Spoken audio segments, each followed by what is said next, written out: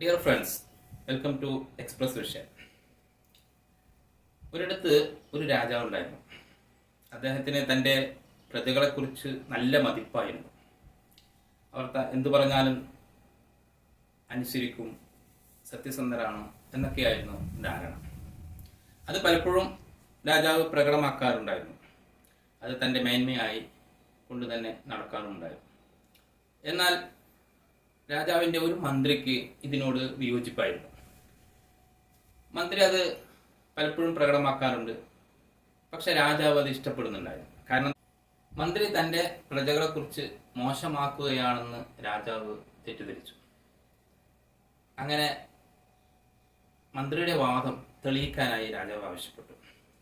മന്ത്രിയാകട്ടെ അതിനൊരു ഉപായം കണ്ടുപിടിച്ചു. അങ്ങനെ രാജാവിനോട് ഒരു ഉത്തരവ് ഇറക്കാൻ ആവശ്യപ്പെട്ടു. അതിങ്ങനെയായിരുന്നു: ഒരു അർദ്ധരാത്രി ആ രാജ്യത്തെ ഓരോ വീട്ടിൽ നിന്നും ഒരു ഗ്ലാസ് പാല് രാജകൊട്ടാരത്തിന് മുന്നിലുള്ള വലിയൊരു വീപ്പയിൽ കൊണ്ട് ഒഴിക്കണം.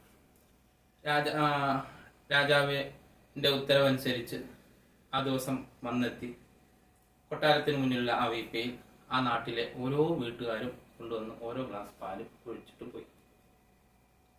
പിറ്റേ ദിവസം രാജാവും പരിവാരങ്ങളും മന്ത്രിയുടെ ഈ ഉപായത്തിന് എന്താണ് റിസൾട്ട് എന്ന് അറിയാൻ വേണ്ടി രാജാവും പരിവാരങ്ങളും കൊട്ടാരത്തിന് മുന്നിലെത്തി.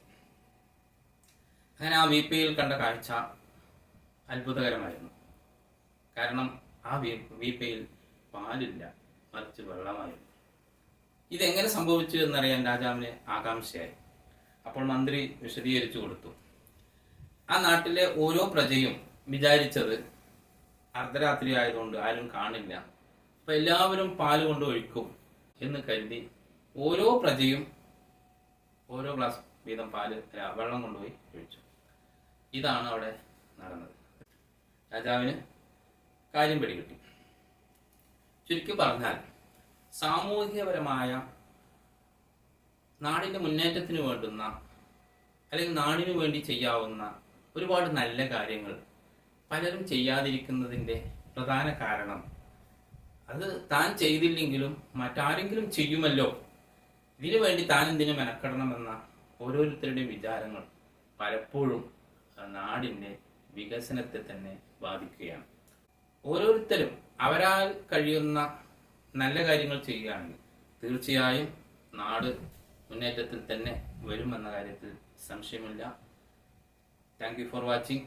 സബ്സ്ക്രൈബ് ചെയ്യാത്തവർ സബ്സ്ക്രൈബ് ചെയ്യുക.